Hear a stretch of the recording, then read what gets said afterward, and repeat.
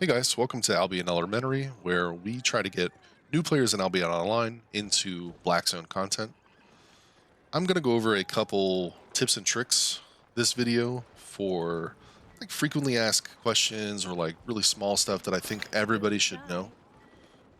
One of the first things that I get asked is this big marker on top of my head. It is big because of this setting.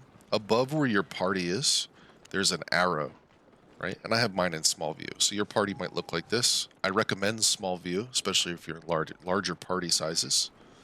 What you can do is you can change the size of the crown by just changing from normal to big. In ZVZ, you're going to have to follow your crown around, and if you don't know where crown is, you're lost.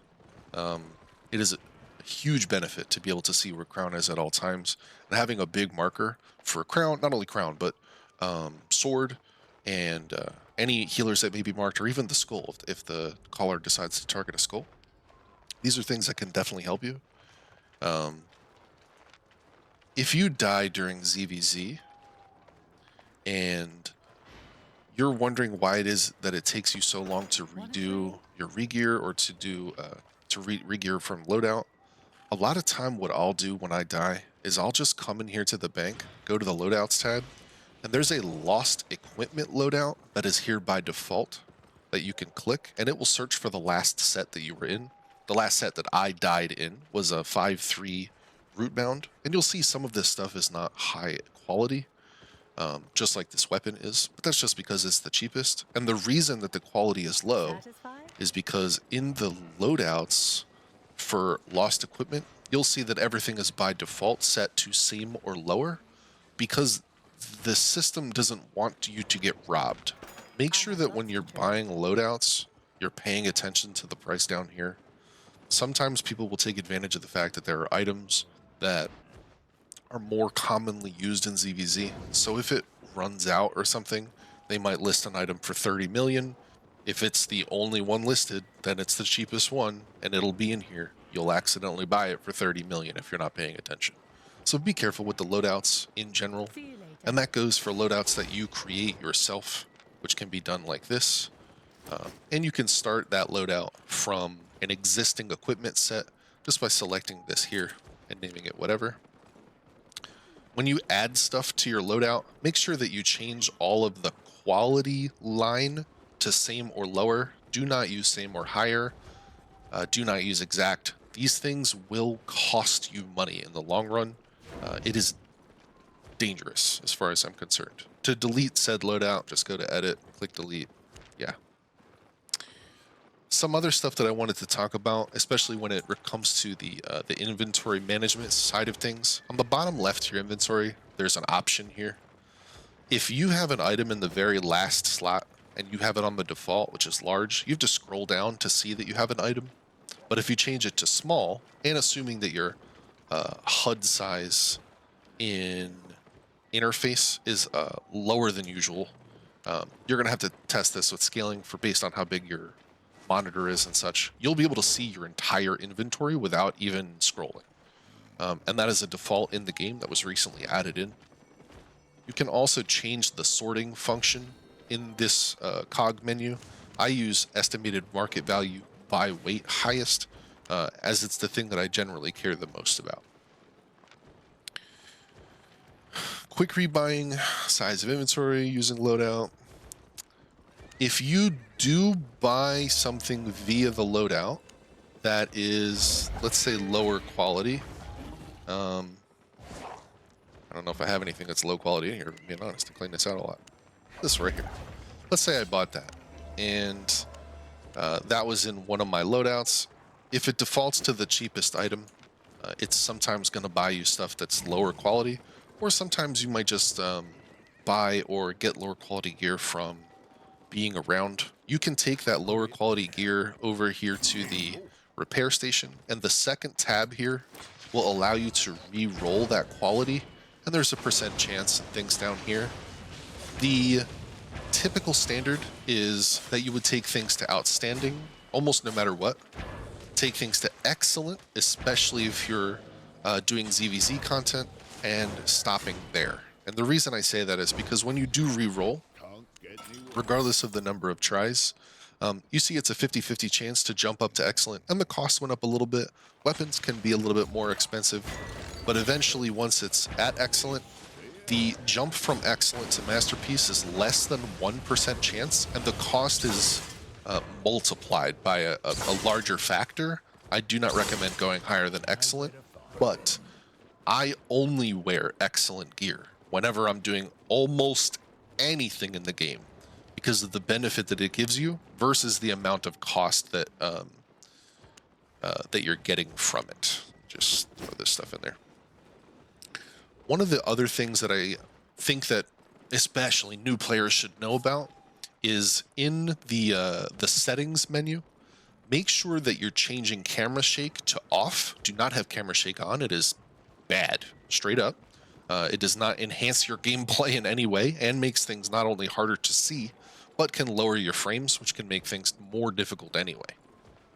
Also, in Vanity, especially if you play in ZVZ, larger scale combat, make sure that you're putting show for opponents only in safe areas for both wardrobe and mount skins, so that you can see what your opponent is wearing without having to judge through the guise of them wearing some flashy outfit that they bought from the shop, because that doesn't make any sense to me. While you're in settings, you might as well go ahead and make sure that your resolution is purposely widescreen, even if you don't have a widescreen monitor. There's lots of different guides for how to do this. And the reason being is if you have your regular resolution setting, you'll see that my vision stops literally right at the edge of that step right there.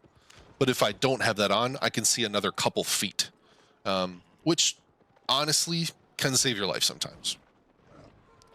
The last thing that I want to talk about specifically in settings is the HUD editor.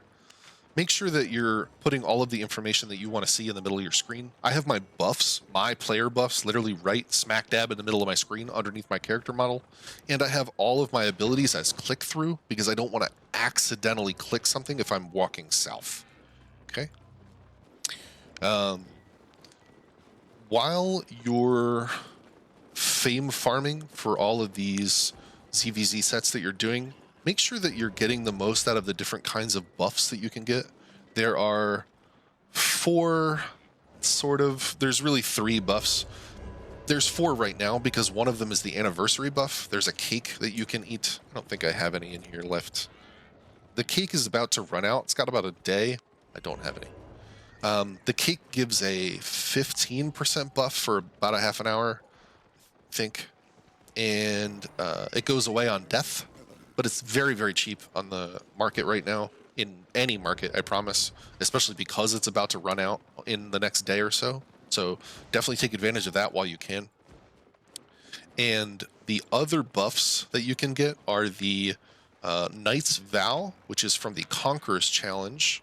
Gaining as much might as you can in a given season enhances the effectiveness of the buff. The highest buff that you can get is 10%, and that's at 300,000 gained might in a single season.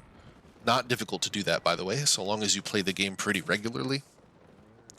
And I'll have that for the next season. So last season I didn't play a lot. I have 2% buff. That's okay. The other buffs that you can get are from having a black zone hideout set as home. So if I go to my black zone hideout, I get a 8% combat and gathering buff for it's an hour. Mine's running out. The other and last buff that you can get is from doing Ava dungeon. You'll need a guild group to complete that content, but you're going to get another 10% buff just from completing it. You don't even need to clear it. Your guild will very likely be able to explain that. 6-1 Ava dungeon clear usually takes about 20 minutes, and the buff lasts a whole week and persists through death, so it is definitely worth doing. Aside from the buffs that exist externally, you can also get them as an attunement on a piece of 0.4 gear.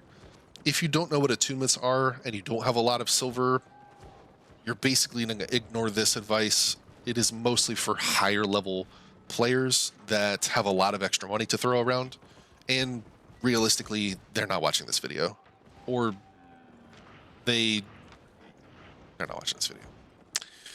Anyway, let's see. Screen shake, loadouts, tabs.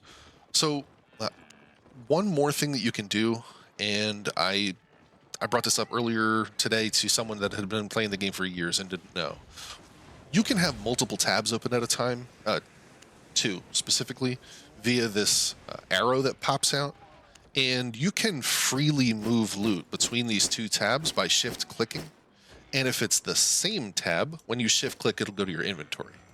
So you don't have to, if you're trying to move loot from one tab to another, you don't have to be like, oh, let me grab all this loot. Yeah, let me take forever, and then I'll switch tabs.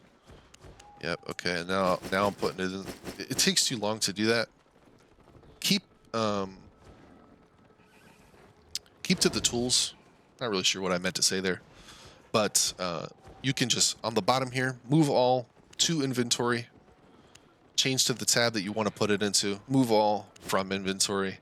Even that is probably slower than just putting things in the tab, because you can move from tab to tab. So this is A dump, I want to move it to B, it'll just shift it over. 2 clicks. Takes no time at all. I think that that's probably all of the tips and advice that I have. If you have any other questions, I know there's probably things that I'm missing, especially really common information.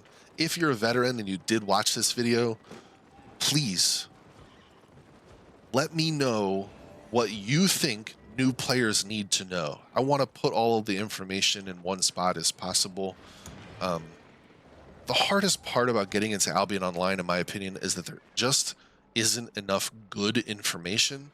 And unfortunately, there are a lot of gaps in the YouTube Albion Online sphere that I'm trying to fill. As usual, please like and subscribe. It helps a lot, guys. Get this video to as many new players as possible. Let's get new players into Black Zone content. It's the best kind of content, in my opinion. New videos coming soon. And as usual, see you in the next one.